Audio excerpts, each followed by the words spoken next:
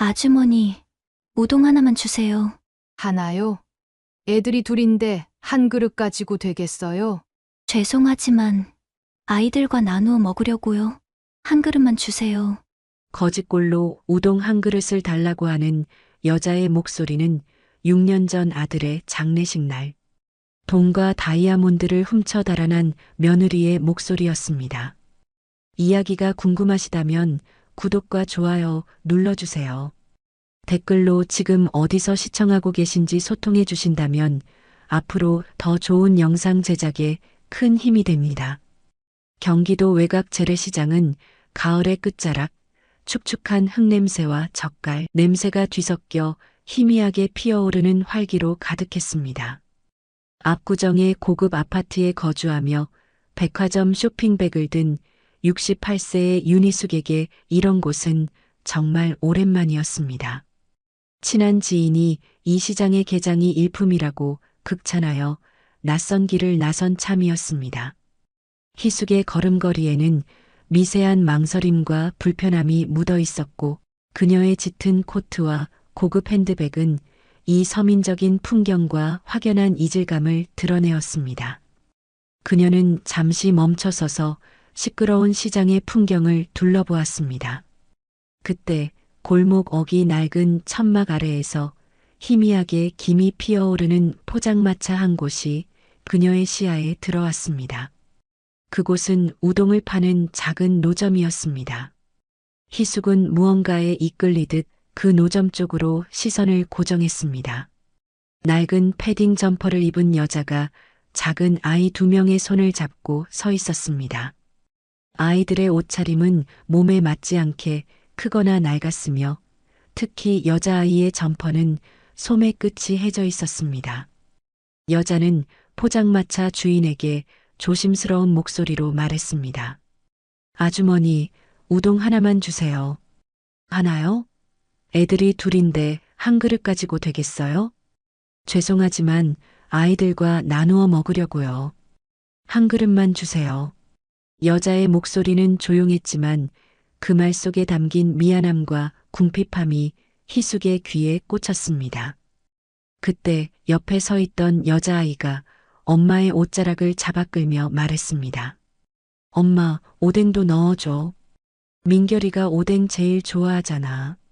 여자는 아이를 내려다보았지만 그 눈빛에는 형언할 수 없는 미안함과 슬픔이 가득했습니다. 미안, 민결아.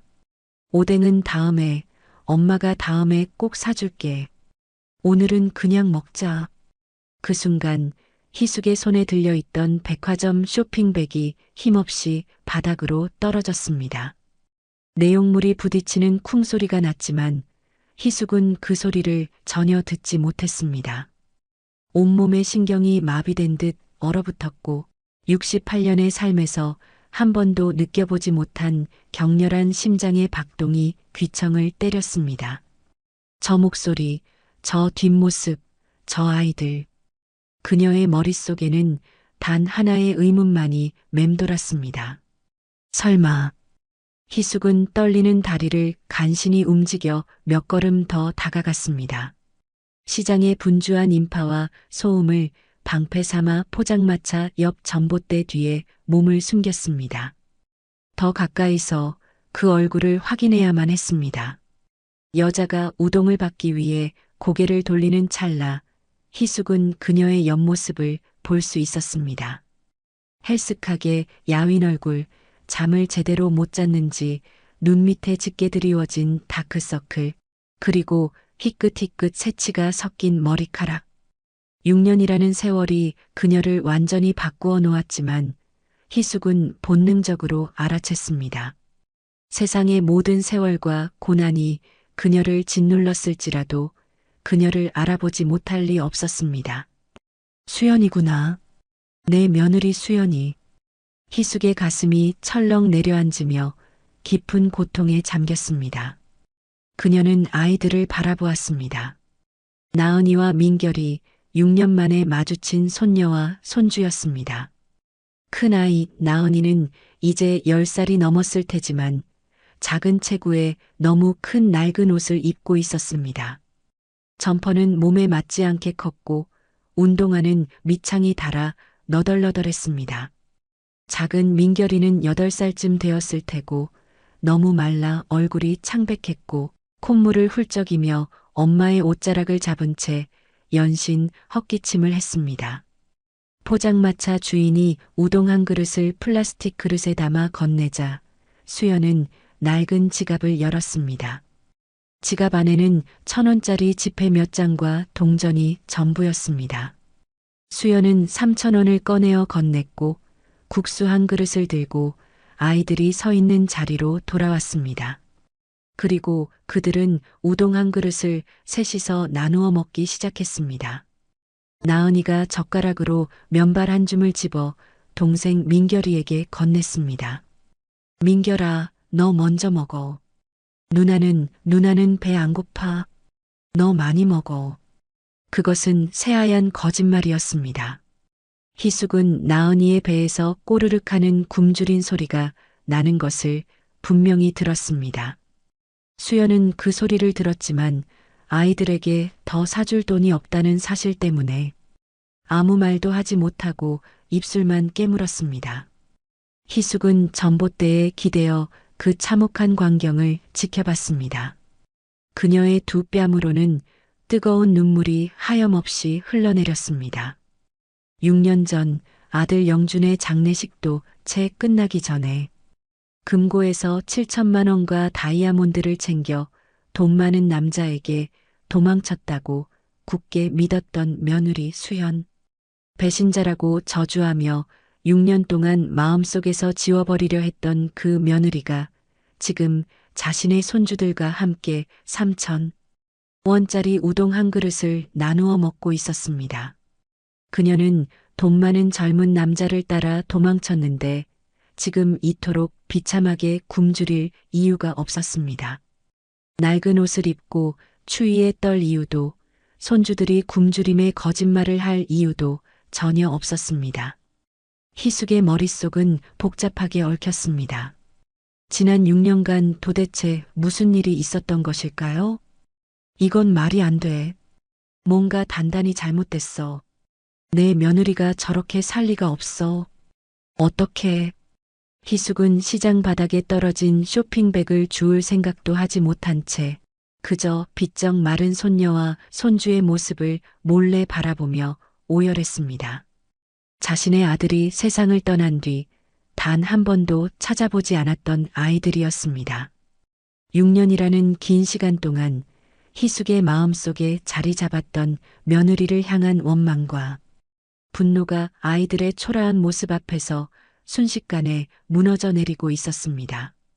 우동 한 그릇을 먹고 며느리와 아이들이 경황 없이 사라지자 집으로 돌아온 윤희숙은 벽난로 앞에서 밤새도록 서성이며 잠을 이루지 못했습니다. 68세의 그녀에게 낮에 재래시장에서 목격했던 그 광경은 뼈에 사무치는 잔상으로 남아 그녀의 머릿속을 쉼없이 헤집어 놓았습니다. 세 사람이 우동 한 그릇을 나누어 먹던 모습, 특히 가장 어렸던 민결이가 우동에 들어가지 못한 오뎅을 아쉬워하며 헛기침을 하던 모습이 그녀의 심장을 찔렀습니다. 그녀는 6년 전의 기억과 현재의 현실 사이에서 길을 잃은 듯 했습니다. 시계가 새벽 2시를 가리키고 있었지만 희숙의 두 눈은 형형하게 빛나고 있었습니다. 이건 말이 안 돼. 정말 말이 안 돼. 저렇게 살고 있었다니. 희숙은 조용히 중얼거렸습니다. 그녀는 소파에 앉아 6년 전 2019년 11월 17일의 비극을 다시 떠올렸습니다. 아들 영준이 교통사고로 세상을 떠나던 그날이었습니다. 테라젠 테크 상무였던 영준은 한창 잘 나가던 나이에 갑자기 세상을 등졌습니다. 장례식은 사흘장으로 치러졌고 며느리 수연은 충혈된 눈으로 영준의 영정사진 옆을 지켰었습니다. 하지만 장례식 마지막 날 새벽 희숙이 잠깐 집에 들어왔을 때 수연의 방은 텅 비어 있었습니다. 옷장은 열려 있었고 서랍은 비어 있었습니다. 희숙은 불길한 예감에 휩싸여 급히 집안을 뒤졌습니다. 그리고 거실벽에 숨겨진 금고가 열려 있는 것을 발견했습니다. 금고 안에는 늘 비상금으로 준비해 두었던 현금 7천만 원이 흔적도 없이 사라지고 없었습니다. 보석함도 마찬가지였습니다. 아들이 며느리를 위해 사준 다이아몬드 목걸이와 귀걸이 세트가 있던 자리가 텅 비어 있었습니다. 희숙의 머릿속은 하얗게 변했습니다. 그때 집에서 일하던 가정부 조옥분이 희숙에게 다가와 작은 목소리로 말했었습니다. 사모님, 새벽에 택시 소리가 들렸어요. 그리고 젊은 남자 목소리도 들렸어요. 며느님이 큰 가방 여러 개를 싸들고 나가는 걸 봤어요. 젊은 남자, 7천만 원, 다이아몬드. 이 세 가지 단어가 합쳐지자 희숙의 머릿속에는 명확하고 잔인한 결론이 도출되었습니다. 며느리가 아들의 장례식도 제대로 마치지 않고 돈과 보석을 챙겨 다른 남자에게 도망쳤다는 것이었습니다. 희숙에게 이것은 아들에 대한 배신, 그리고 가족에 대한 기만이었습니다. 분노와 배신감에 휩싸인 희숙은 곧바로 경찰에 신고했지만 경찰은 명확한 범죄 증거가 부족하다며 미온적인 태도를 보였습니다. 금고의 비밀번호는 수연도 알고 있었고 다이아몬드 역시 영준이 수연에게 준 선물이었기 때문에 절도로 보기 어렵다는 설명이었습니다. 법적으로 아무 조치도 취할 수 없었던 희숙은 며느리와 손주들에 대한 원망과 분노를 마음 깊은 곳에 묻고 6년을 지내왔습니다. 그녀는 수연을 가족 명부에서 지워버렸고 둘째 아들 영철의 가족에게만 의지하며 외로운 노년을 보냈습니다. 영철은 형의 빈자리를 채워주려는 듯 희숙을 헌신적으로 보살폈습니다. 하지만 오늘 목격한 수연의 모습은 그 6년간의 증오를 한순간에 무너뜨리는 강력한 충격이었습니다. 희숙은 거실의 창가로 다가가 압구정의 화려한 아파트 숲을 바라보았습니다.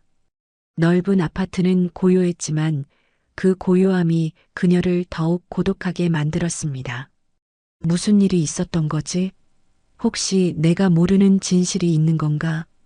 그녀의 내면에서 6년 동안 굳게 닫혀있던 의심의 문이 강하게 열리고 있었습니다. 그녀의 마음은 수연에 대한 원망 대신 6년 동안 고생했을 손주들에 대한 미안함과 연민으로 가득 차기 시작했습니다. 희숙은 잠시 후 전화를 들었습니다. 수화기 너머로 익숙한 목소리가 들려왔습니다. 어머니, 이 시간에 웬일이세요?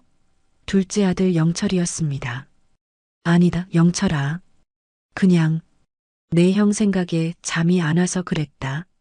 너는 잘 자고 있니? 네, 어머니. 걱정 마세요. 제가 있잖아요. 영철의 목소리는 평온했지만 희숙은 순간적으로 영철의 목소리에서 알 수 없는 싸늘한 기운을 느꼈습니다. 그녀는 전화를 끊고 다시 침묵에 잠겼습니다. 6년 전 수연의 도주를 가장 먼저 확인하고 신고를 종용했던 것이 영철이었습니다. 모든 단서들이 며느리가 배신자임을 가리키고 있을 때 희숙은 영철의 말에 굳게 의지했었습니다. 하지만 이제 모든 것이 의심스러웠습니다. 희숙은 결심했습니다. 내일 당장 6년 전 그날 밤의 진실을 알고 있을지도 모를 사람을 찾아가기로 말입니다.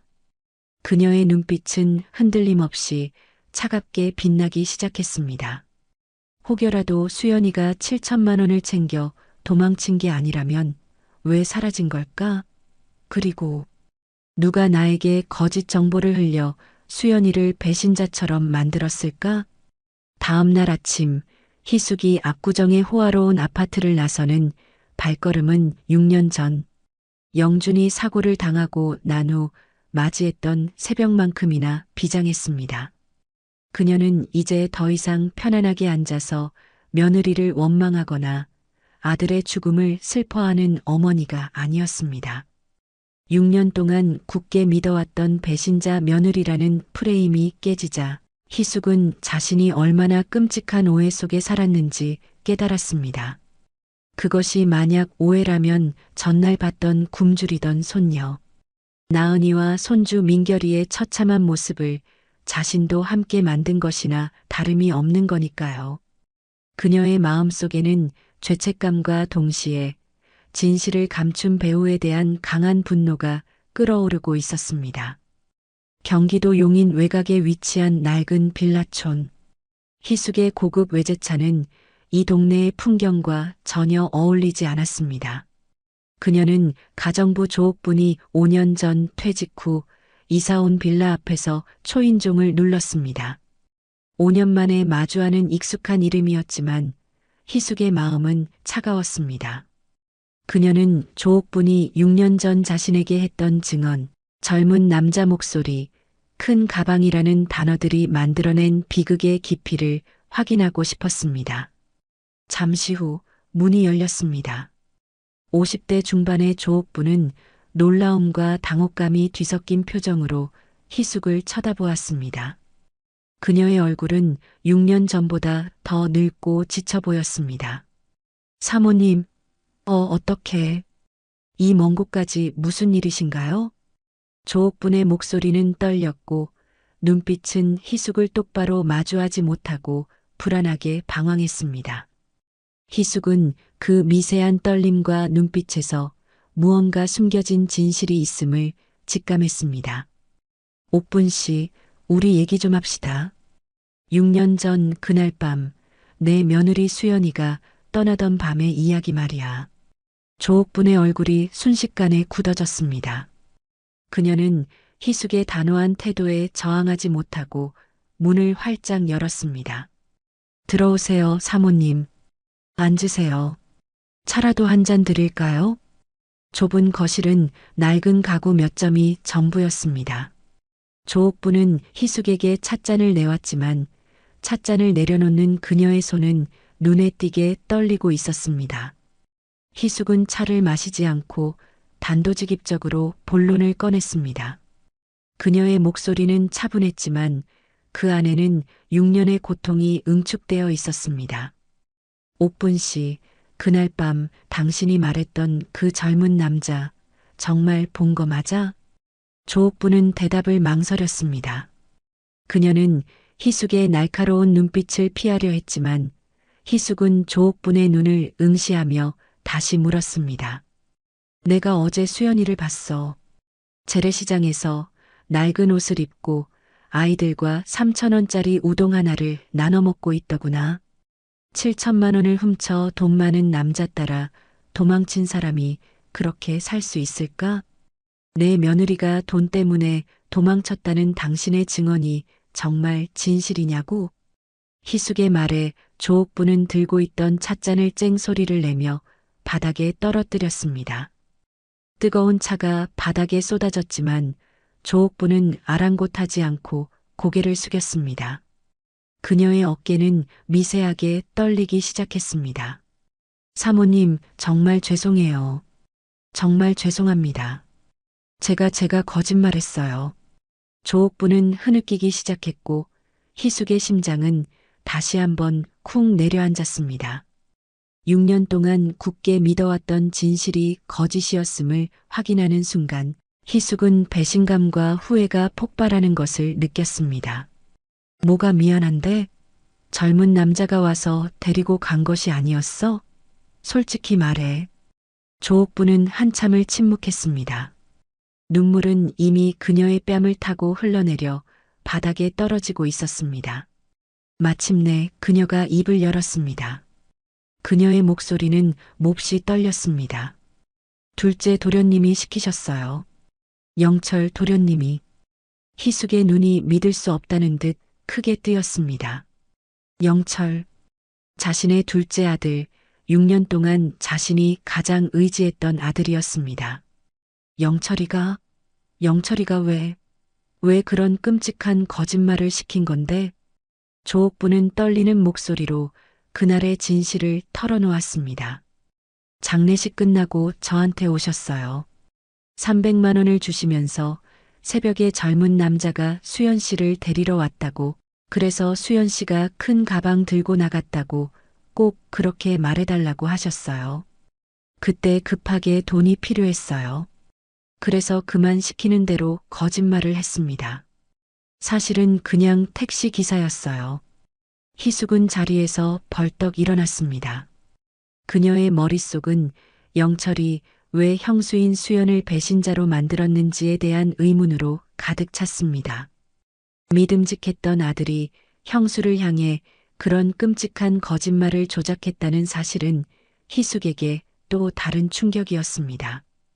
옥분 씨, 그날 밤 다른 일은 없었어? 수연이가 사라지기 전에 뭔가 이상했던 일은? 조옥부는 눈물을 닦으며 희숙을 올려다보았습니다. 있었어요. 장례식 이틀째 밤이었어요. 밤 11시쯤이었을 겁니다.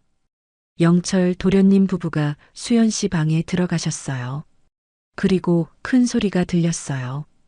도련님이 당신 때문에라고 소리치셨고 수연 씨가 울부짖는 소리가 들렸어요. 저는 무서워서 자세히 듣지 못했지만 도련님이 형수를 쫓아내는 것 같았습니다. 희숙은 숨이 막혔습니다. 영철이 수연을 쫓아낸 것이었습니다. 왜 동생이 형을 잃은 형수를 협박하고 쫓아냈을까요? 희숙은 더 이상 조옥분의 집에서 머물 수 없었습니다. 퍼즐의 첫 번째 조각이 맞춰졌지만 전체 그림은 여전히 어둠 속에 있었습니다. 희숙은 곧바로 빌라를 나섰습니다. 그녀의 다음 목적지는 아들 영준이 다니던 직장, 테라젠 테크였습니다. 영철이 왜 형수를 쫓아내고 거짓말을 조작했는지 그 이유를 알아내야만 했습니다. 희숙의 걸음은 이제 망설임이 아닌 분노와 진실에 대한 집념으로 가득 차 있었습니다. 희숙이 다음으로 도착한 곳은 판교에 위치한 최첨단 IT 기업 테라젠 테크 로비였습니다. 화려하고 현대적인 로비의 모습은 6년 전 희숙의 큰아들 영준이 상무로서 활약하던 곳이자 동시에 그의 동생 영철이 부장으로 근무하며 형의 그림자에 가려져 있던 곳입니다. 희숙은 큰아들의 오랜 동료였던 최 과장을 로비에서 만났습니다. 30대 중반의 최 과장은 6년 전보다 훨씬 수척해진 희숙의 모습에 진심으로 안타까움을 표했습니다. 어머님, 오랜만입니다. 갑자기 연락하셔서 깜짝 놀랐습니다. 무슨 일로 오셨나요? 그래, 최 과장. 내가 번거롭게 해서 미안하구만. 하지만 지금은 자네 도움이 절실하게 필요해서. 희숙은 커피를 한 모금 마신 뒤 곧바로 본론을 꺼냈습니다. 그녀는 이제 감정을 억제하고 냉철한 진실을 파헤치는 탐정이 되어 있었습니다. 최 과장, 영준이가 사고를 당했던 그날 밤을 기억하나? 최 과장의 표정은 순식간에 어두워졌습니다. 잊을 수 없는 충격적인 기억이었기에 그는 고개를 끄덕였습니다. 잊을 수가 없습니다. 그날 밤 9시쯤이었을 겁니다.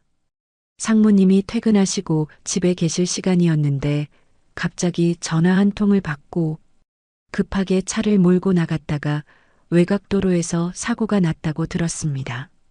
저희 모두 큰 충격에 빠졌습니다. 누구한테 전화가 왔는지 아나? 희숙의 심장이 빠르게 뛰기 시작했습니다. 네, 영철 부장님이었습니다. 제가 그날 야근하고 있었는데 옆자리에서 통화하는 것을 들었어요. 영철이가? 네. 내용은 형, 외곽 연구소 쪽에 큰 문제 생겼어. 지금 당장 안 오면 큰일이 날 것 같아. 이렇게 말씀하셨습니다. 연구소. 희숙은 조용히 되뇌었습니다. 그리고 최 과장에게 물었습니다. 영준이가 왜 밤늦게 연구소에 가야 했을까? 정말 큰 문제였던 건가? 최 과장은 잠시 머뭇거리다가 희숙에게 조심스럽게 고백했습니다. 그의 목소리에는 죄책감과 망설임이 섞여 있었습니다. 사고가 난 다음 날 저는 좀 이상했습니다. 밤 9시에 연구소에 무슨 심각한 문제가 생길까 싶어서요. 그래서 제가 직접 연구소 측에 확인해 봤습니다. 그날 밤 9시에 연구소에서는 아무 문제도 없었다고 했습니다. 모든 것이 평소와 같았다고요. 희숙의 눈이 믿을 수 없다는 듯 크게 커졌습니다. 그녀의 손은 컵을 꽉 쥐고 떨리고 있었습니다. 영철이 거짓말로 형을 불러낸 것이었습니다. 단순한 부름이 아니라 형을 특정 장소로 유인한 명백한 행위였습니다. 희숙의 머릿속에는 조옥분의 거짓 증언과 영철의 유인 전화가 하나의 끔찍한 그림으로 합쳐지기 시작했습니다. 영철이가 거짓으로 영준이를 불러낸 거구나. 형을 위험에 빠뜨리기 위해서. 희숙은 입술을 깨물며 말했습니다. 당시에 영준이와 영철이 사이에 무슨 일이라도 있었나? 두 형제가 사이가 좋지 않았던 거야? 최 과장은 주위를 한 번 더 둘러본 후 목소리를 더욱 낮춰 희숙에게 귓속말하듯 말했습니다. 솔직히 말씀드리면 좀 미묘했습니다. 상무님이 큰 신기술 프로젝트를 성공시키면서 사내에서 입지가 확고해졌고 곧 이사 승진이 확정된 상황이었습니다. 상무님은 모두가 인정하는 능력이 있으셨죠. 그런데 영철 부장님은 같은 프로젝트 경쟁에서 밀리셨고 승진도 누락되셨습니다. 평소에도 상무님에 대한 질투심이 좀 있으셨던 것 같았습니다. 형의 성공이 부러웠던 것 같습니다. 희숙은 숨이 막혔습니다. 질투, 승진, 그리고 거짓말을 이용한 유인. 이 모든 것이 한 가지 결론으로 귀결되었습니다. 영철이 형을 밀어내고 그 자리를 차지하기 위해 형에게 사고가 나도록 유도한 것이었습니다. 그녀의 짐작은 비극적인 현실이었습니다. 영철은 형의 죽음 직후 상무로 승진했습니다. 이 모든 비극이 영철의 질투와 야망에서 시작된 것이었습니다. 희숙은 자리에서 벌떡 일어났습니다. 손은 떨리고 있었지만 눈빛은 이미 분노와 슬픔을 넘어선 강한 결의로 가득 차 있었습니다. 자신이 믿었던 둘째 아들이 형을 죽였다는 사실, 그리고 거기에 더해 형수에게 누명을 씌워 6년 동안 지옥을 살게 했다는 사실에 희숙은 온몸의 피가 식는 듯한 충격을 받았습니다. 이 강렬한 분노와 오열하고 싶은 감정을 억누르며 희숙은 최 과장에게 감사 인사를 전했습니다. 고맙네, 최 과장. 큰 도움이 되었어. 오늘 나에게 해준 이 말 절대 잊지 않을게. 희숙은 회사 로비를 나왔습니다. 차에 올라탄 채 한참을 앉아 있었습니다. 눈물이 끊임없이 흘러내렸지만 이제 그 눈물은 단순한 슬픔이 아니었습니다. 자신의 둘째 아들이 형을 죽였다는 이 잔인한 진실 앞에서 희숙은 절망했습니다. 그러나 동시에 며느리 수연을 향한 6년간의 오해가 완전히 풀리는 순간이었습니다. 7천만 원은 영철의 계략 속에서 이용되었거나 사라졌을 것이고 수연은 진실을 알고 있었기에 쫓겨난 것이 분명했습니다. 내 아들을 죽인 게 내 아들이라니, 영준아, 엄마가 너무 미안하다. 내 아내를 원망하고 내 동생의 거짓말에 놀아났어. 희숙은 핸드폰을 꺼내 6년 전 영준의 사고를 담당했던 경찰관의 번호를 찾았습니다. 그녀는 더 이상 주저하지 않았습니다. 영철이가 아무리 아들이어도 형을 죽인 그를 용서할 수 없었습니다. 죗값을 치르게 하는 것이 엄마 된 도리라는 생각이 들었습니다. 그녀는 6년 전 영준의 사고를 담당했던 최 형사에게 전화를 걸어 자신이 알아낸 충격적인 사실들을 전달했습니다. 최 형사는 희숙의 이야기를 듣고 매우 심각한 표정이 되었고 희숙에게 다음날 아침 경찰서로 와서 사고 보고서를 다시 검토할 것을 요청했습니다. 하지만 희숙은 그보다 먼저 해야 할 일이 있었습니다. 법적인 절차는 그 이후에 진행해도 늦지 않다고 희숙은 생각했습니다. 그것은 바로 며느리 수연을 만나 그녀의 6년간의 고통을 위로하고 진실을 듣는 것이었습니다. 오후 6시 희숙은 전날 수연을 마주쳤던 경기도 외곽의 재래시장 근처에 다시 서 있었습니다.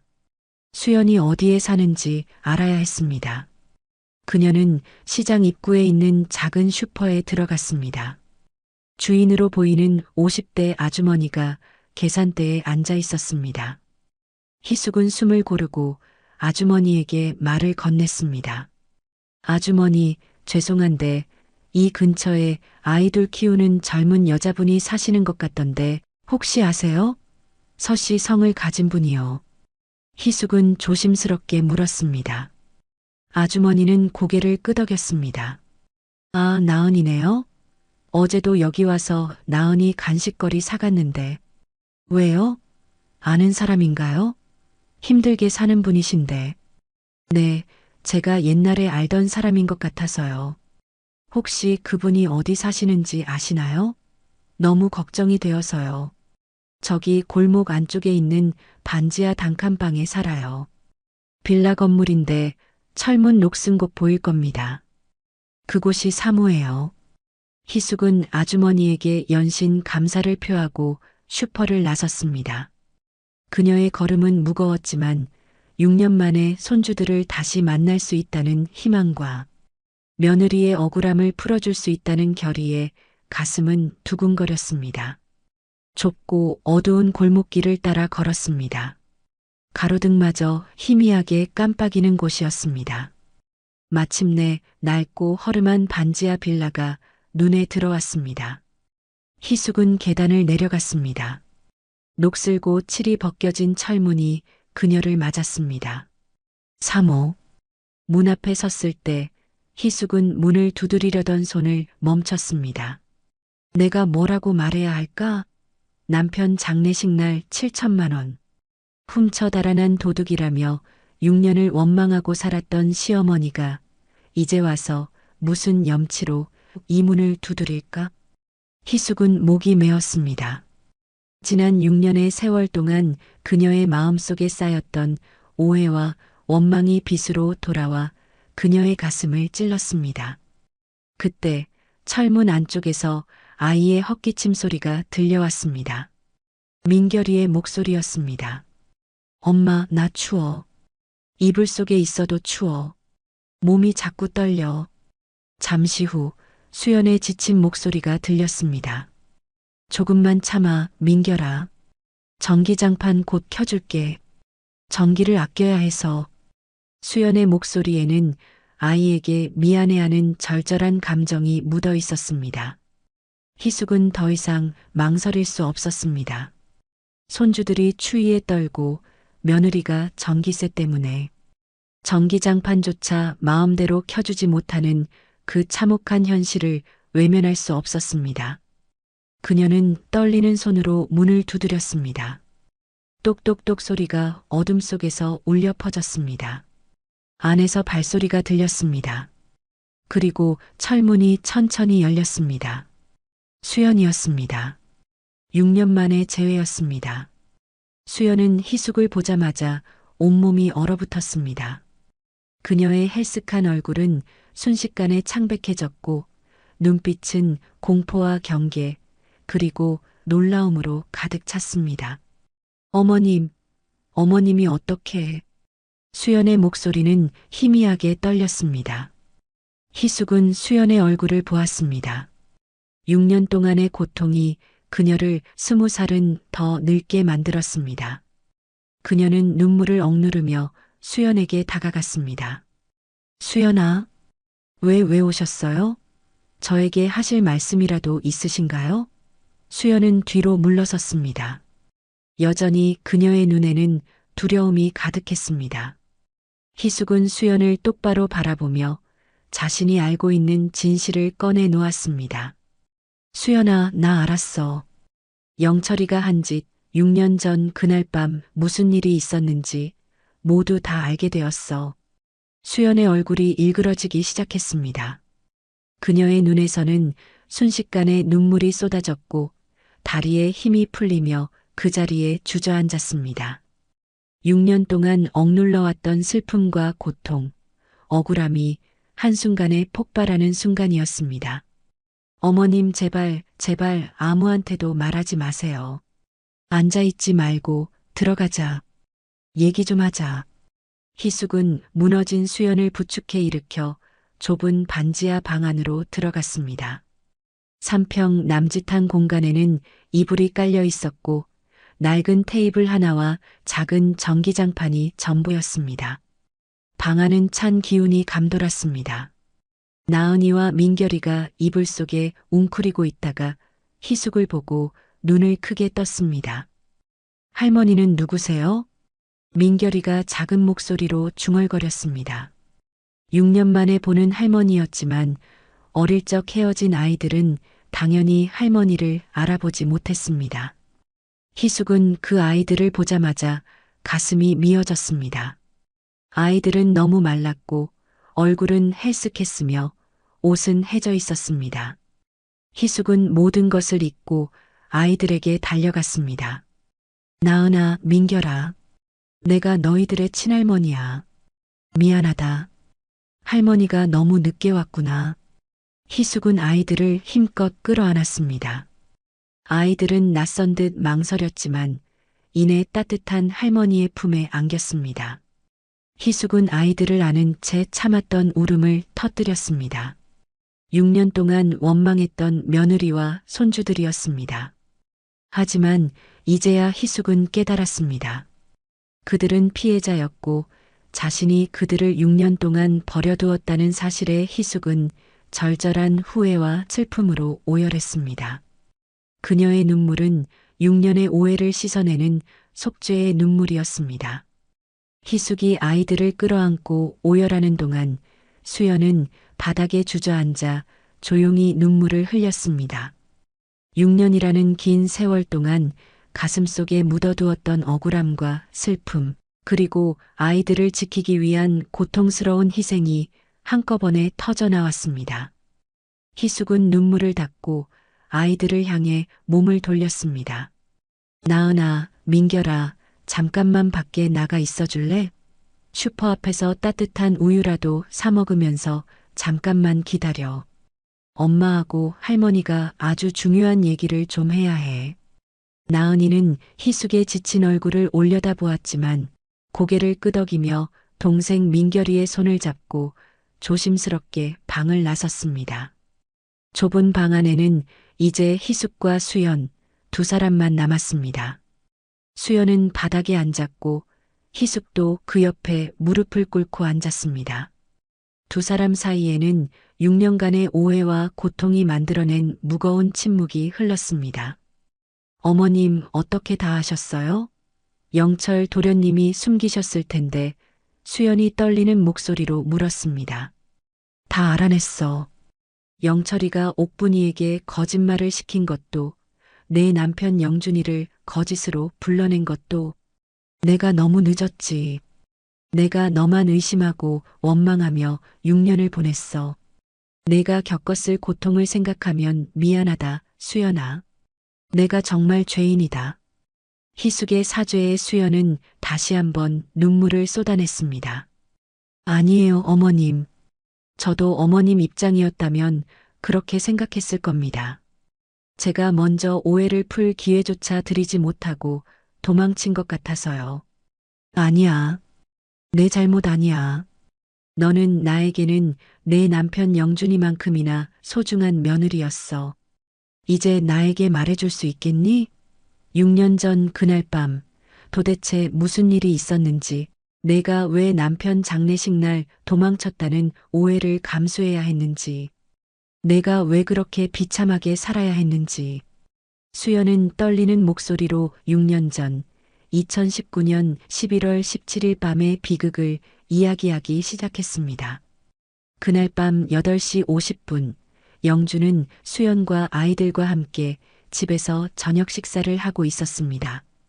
그때 영철에게 전화가 왔습니다. 연구소 쪽에 큰 문제 생겨서 지금 안 오면 큰일 난다는 전화라고 했습니다. 영주는 수연에게 미안하다는 눈빛을 보내며 황급히 집을 나섰습니다.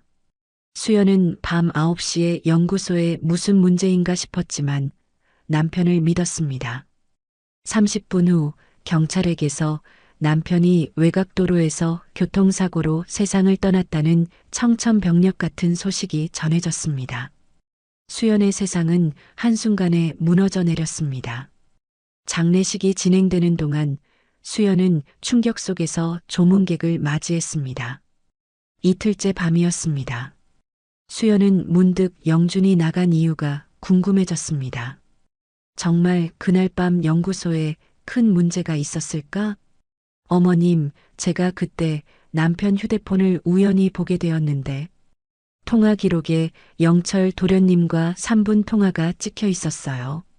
그리고 다음 날 아침 제가 연구소에 전화를 걸어 확인했더니 연구소 측에서는 그날 밤 아무 문제도 없었다고 하더군요. 수연은 확신했습니다. 영철이 거짓으로 남편을 불러낸 것이었습니다. 수연은 이어서 영철의 행동을 의심하며 회사 동료들에게 물었고 영철이 형을 질투하고 승진에 눈이 멀어 있었다는 사실까지 알게 되었습니다. 수연은 증거를 찾기로 결심했습니다. 장례식 이틀째 밤 수연은 영철의 차를 몰래 확인하러 나갔습니다. 트렁크를 열었을 때 그녀의 눈앞에는 기름 묻은 걸레와 장갑이 있었습니다. 수연은 휴대폰으로 그 증거를 사진 찍으려 했습니다. 형수님, 여기서 뭐 하세요? 지금 뭐라는 거죠? 그때 등 뒤에서 영철의 차가운 목소리가 들렸습니다. 수연은 얼어붙었습니다. 영철은 차가운 미소를 지으며 수연에게 다가왔습니다. 수연은 떨리는 목소리로 영철에게 직설적으로 물었습니다. 형을 부른 게 도련님이죠? 영철 도련님이 그때 저에게 웃으면서 말했어요. 증거 있어요? 고작 기름 묻은 걸레 하나인데 경찰이 믿을까요? 그러더니 눈빛이 차갑게 변하며 협박했어요. 영철은 수연에게 변호사 친구가 많으며 회사 사람들도 모두 입막음할 수 있다고 했습니다. 그리고 가장 끔찍한 협박을 했습니다. 그는 수연의 가장 약한 부분을 건드렸습니다. 선택하세요. 조용히 나가면 아이들은 건드리지 않겠어요. 하지만 경찰에 가거나 진실을 말하면 아이들을 당신에게서 빼앗을 겁니다. 그러니 아이들을 위해서라도 조용히 사라지는 게 좋을 겁니다. 수연은 무너졌습니다. 그날 밤 영철의 아내까지 찾아와 내일 아침까지 나가라고 압박했습니다. 수연은 밤새 고민했습니다. 증거는 없었고 자신은 돈도 인맥도 법적 지식도 없었습니다. 영철의 권력에 맞설 수 없었습니다. 남편도 죽였는데 마음만 먹으면 아이들도 어떻게 할 수 있을 것만 같았습니다. 아이들을 잃을 수 없다는 절절한 모성애가 그녀를 지배했습니다. 그래서 수연은 영철이 시키는 대로 아이들을 데리고 조용히 사라진 것입니다. 수연의 고백을 듣는 내내 희숙은 눈물을 멈출 수 없었습니다. 며느리가 겪은 6년간의 지옥, 그리고 그 모든 것이 손주들을 지키기 위한 숭고한 모성애 때문이었다는 사실에 희숙은 가슴을 부여잡고 통곡했습니다. 수연아, 이제 됐어. 다 괜찮아. 내가 너에게 잘못했어. 내가 6년 동안 너를 원망하고 영철이의 거짓말에 놀아났어. 이제 내 잘못이 아니야. 내가 너와 함께 싸워줄게. 나에게는 돈도 있고 아직 권력도 남아있어. 우리가 함께 영철이의 죄를 밝혀내자. 수연은 고개를 들었습니다. 6년 만에 처음으로 그녀의 눈에 희망의 빛이 보였습니다. 정말요, 어머님? 정말 저를 도와주실 건가요? 저는 너무 무능해서 6년 동안 아무것도 하지 못했어요. 당연하지. 너는 내 며느리이고 나은이와 민결이의 엄마야. 내가 내 손으로 영철이의 죄를 심판하고 너와 아이들의 억울함을 풀어줄게. 함께 이 고통을 끝내자. 두 사람은 한참 동안 서로를 끌어안고 울었습니다. 6년간의 오해와 고통이 그 눈물 속에서 완전히 씻겨 내려가는 순간이었습니다. 희숙은 수연의 어깨를 토닥이며 이제부터는 자신이 이 모든 문제를 해결하겠다고 다짐했습니다. 다음 날 희숙은 곧바로 경찰서를 찾았습니다. 6년 전 영준의 사고를 담당했던 최 형사를 만났고 자신이 직접 수집한 모든 증거와 며느리 수연의 고백을 털어놓았습니다. 최 형사는 희숙의 이야기를 듣고 매우 심각한 표정이 되었고 사고 보고서를 다시 검토했습니다. 희숙은 최 형사에게서 사고 보고서를 건네받아 꼼꼼히 읽었습니다. 그리고 도로 상황을 묘사한 작은 한 줄을 발견했습니다. 최 형사님, 도로에 오일 흔적 미세하게 발견. 이게 뭔가요? 아, 사고 당시에 도로에 기름이 약간 흘러 있었습니다. 당시에는 충격으로 인해 차에서 새 나온 거라고 추정하고 넘겼습니다. 희숙의 눈빛이 매섭게 빛났습니다. 그녀는 6년 전 영철의 차 트렁크에서 수연이 보았다는 기름 묻은 걸레를 떠올렸습니다. 만약 영철이가 형을 불러내기 전에 그곳에 오일을 미리 뿌려놓은 거라면요? 미끄러지게 만들어서 사고를 유도한 것이라면? 최 형사는 희숙을 심각하게 쳐다보았습니다. 이 노부인이 단순한 의심을 넘어선 구체적인 정황을 제시하고 있었기 때문이었습니다. 어머님, 지금 말씀하신 내용은 형을 죽음으로 몰고 간 살인 교사죄에 해당될 수 있는 중대한 정황입니다. 하지만 결정적인 증거, 즉 영철 씨가 직접 범행을 시인하는 자백이 없으면 재수사는 어렵습니다. 저희가 임의로 압수수색을 하기도 힘든 상황입니다. 그럼 어떻게 해야 하나요? 제가 직접 자백을 받아내겠습니다. 녹음이라도 해서 증거를 넘겨야겠군요. 희숙은 고개를 끄덕였습니다.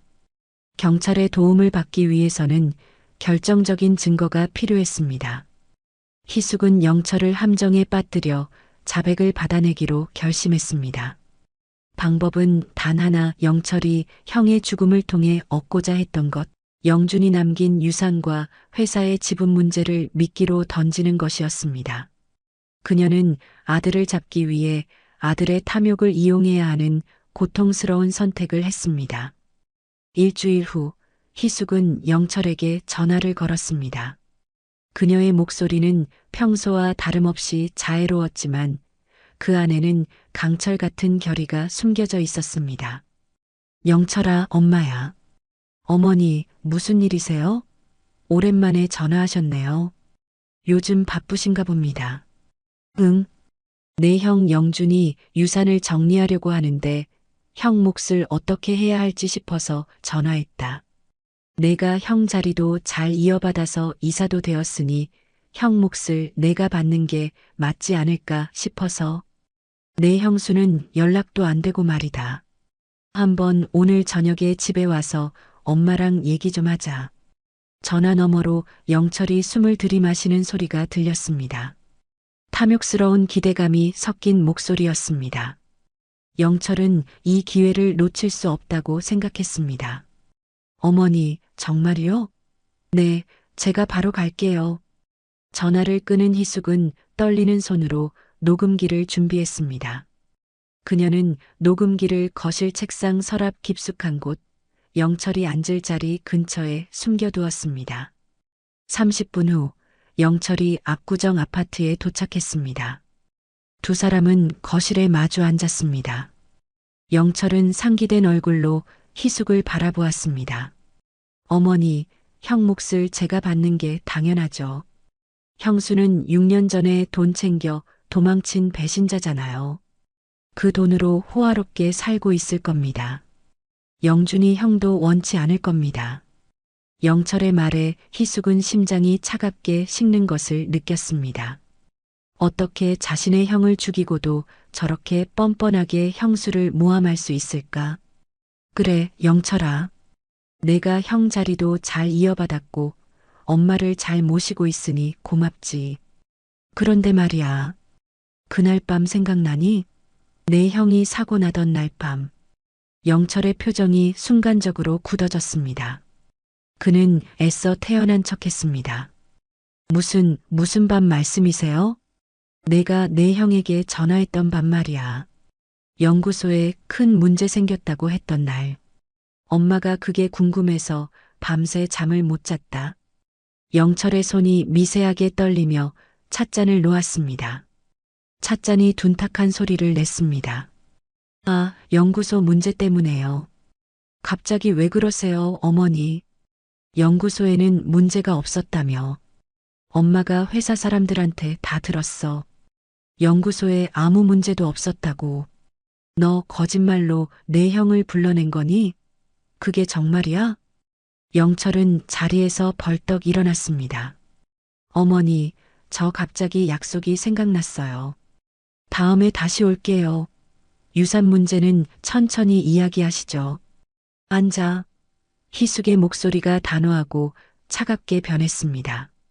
68세 노모의 눈빛에서 나오는 강렬한 분노에 영철은 그 기세에 눌려 얼어붙은 채 다시 앉았습니다.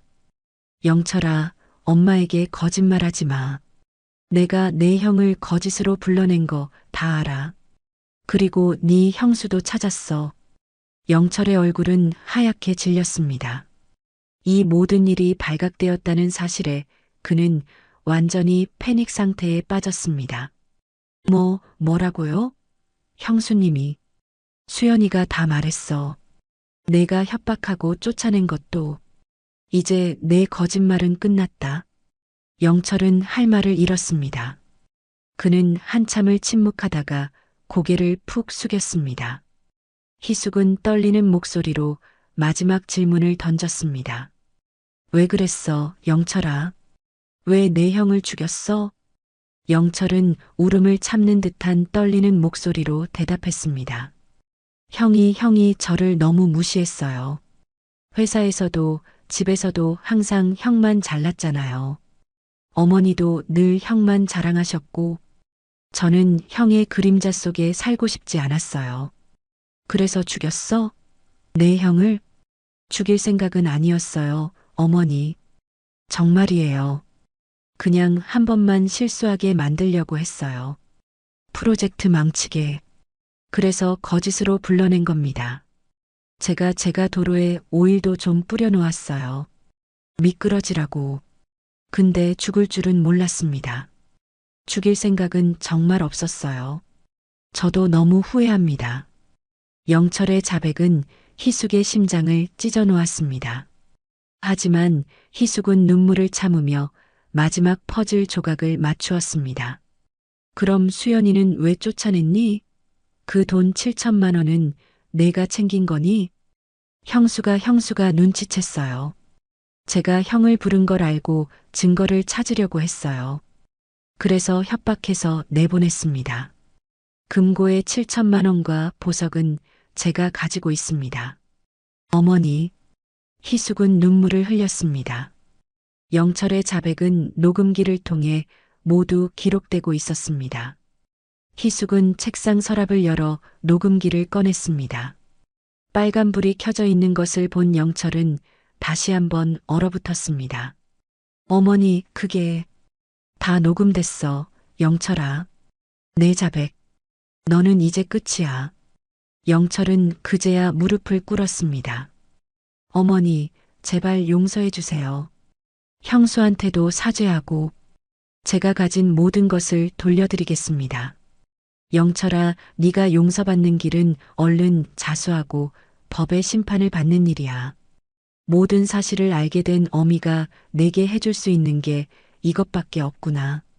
이 어미랑 자수하러 가자. 영철과 희숙은 함께 부둥켜 안고 한동안 그렇게 하염없이 통곡하였습니다. 30분 후 경찰이 희숙의 압구정 아파트에 도착했습니다. 영철은 최 형사에게 자수하겠다고 말했습니다. 최 형사는 영철에게 미란다 원칙을 고지했고 영철은 수갑을 찬 채 경찰에 의해 거실 밖으로 끌려나갔습니다. 어머니인 희숙은 그 모습을 지켜보았습니다. 자신의 뱃속으로 낳은 아들이 경찰차에 실려가는 모습을 보면서 희숙은 고통과 슬픔으로 오열했습니다. 한 달 후 법정에서 재판이 열렸습니다. 재판장이 판결을 내렸습니다. 피고인 김영철은 형 김영준을 고의로 위험에 빠뜨려 사망에 이르게 한 살인 교사죄, 피해자 한수연을 협박하고 금전적 이득을 취하려 한 공갈 및 횡령죄를 지었지만 자수한 점을 감안하여 징역 10년을 선고한다. 영철은 고개를 떨구었습니다. 재판이 끝나자 수연은 희숙에게 다가왔습니다. 어머님 고맙습니다. 어머님이 아니셨다면 저는 평생 진실을 밝힐 수 없었을 거예요. 고마워할 거 없다, 수연아. 내가 당연히 해야 할 일이었어. 내 남편 영준이의 영혼도 이제야 편히 쉴 수 있을 거다. 미안하다. 내가 너를 의심하고 원망하며 6년을 보냈어. 수연은 눈물을 흘리며 희숙을 안았습니다. 이제 어떻게 해야 할까요, 어머님? 저희가 무슨 소리니? 너희들은 내 가족이야. 원래 너희들 집으로 돌아와 살아야지. 나은이와 민결이 학교도 옮기고 민결이 병원에도 가고 이제 제대로 살아보자. 희숙은 수연의 손을 잡았습니다. 6년 만에 다시 찾은 가족의 따뜻한 온기였습니다. 두 사람은 다시 한번 뜨겁게 울었습니다. 이번에는 오해와 슬픔의 눈물이 아닌 화해와 희망, 그리고 잃어버린 가족을 되찾은 기쁨의 눈물이었습니다. 6개월 후 희숙의 아파트 거실에서는 활기찬 웃음소리가 들려왔습니다. 나은이와 민결이는 커다란 식탁에 앉아 숙제를 하고 있었습니다. 나은이는 이제 몸에 맞는 예쁜 옷을 입고 있었고 민결이의 창백했던 얼굴에도 건강한 홍조가 돌았습니다. 수연은 부엌에서 저녁 식사를 준비하고 있었습니다. 된장찌개 냄새와 불고기 냄새가 거실 가득 퍼져나갔습니다. 희숙은 소파에 앉아 그 평화로운 모습을 흐뭇하게 지켜보았습니다. 민결이가 희숙에게 달려왔습니다. 할머니, 저 오늘 학교에서 칭찬받았어요. 선생님이 그림 실력이 엄청 늘었대요. 그래, 우리 민결이 참 잘했구나. 희숙은 민결이의 작은 머리를 쓰다듬어 주었습니다. 그리고 그림 그리기에서 1등 했어요. 이제 안 아파서 그림을 더 잘 그릴 수 있어요. 우와, 대단한데. 우리 민결이 최고네. 할머니가 멋진 상 줘야겠다. 나은이도 웃으며 말했습니다. 할머니, 저도 이번에 시험 잘 봤어요. 90점. 다음에 꼭 100점 맞을게요. 진짜? 우리 나은이도 최고네. 할머니는 너희들이 이렇게 웃는 것만 봐도 배가 부르다. 아이들이 환하게 웃었습니다. 희숙은 그 얼굴을 보며 6년 동안 겪었던 모든 고통이 눈 녹듯 사라지는 것을 느꼈습니다. 저녁 식사 시간이 되자 네 사람이 식탁에 둘러앉았습니다.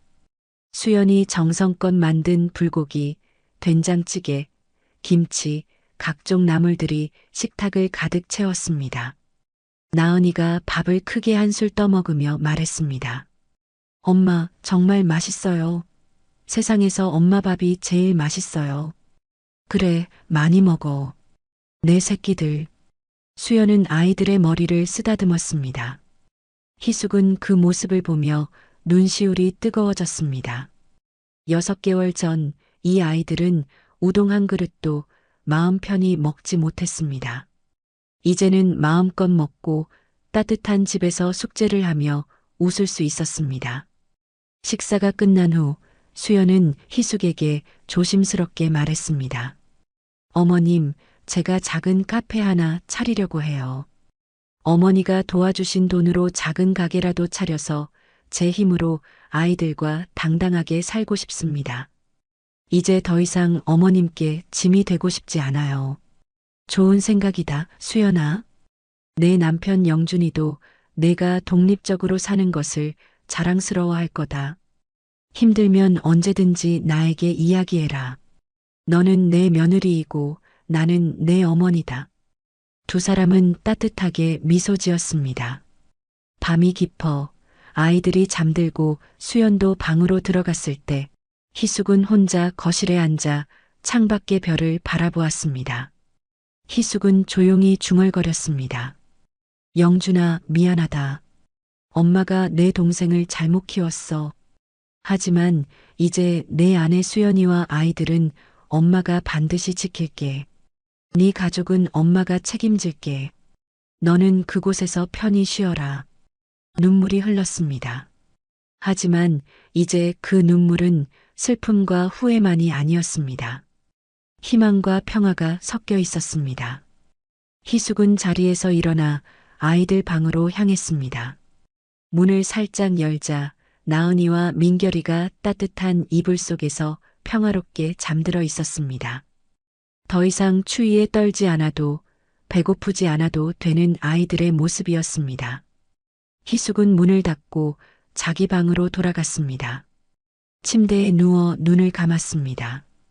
오랜만에 찾아온 평화롭고 깊은 잠이었습니다. 오늘 이야기를 끝까지 들어주셔서 감사합니다. 영상 보시고 느끼신 감정, 댓글로 함께 나눠주세요. 여러분의 한마디가 누군가에겐 큰 위로가 될 수 있습니다. 영상이 마음에 드셨다면 구독과 좋아요로 응원 부탁드립니다.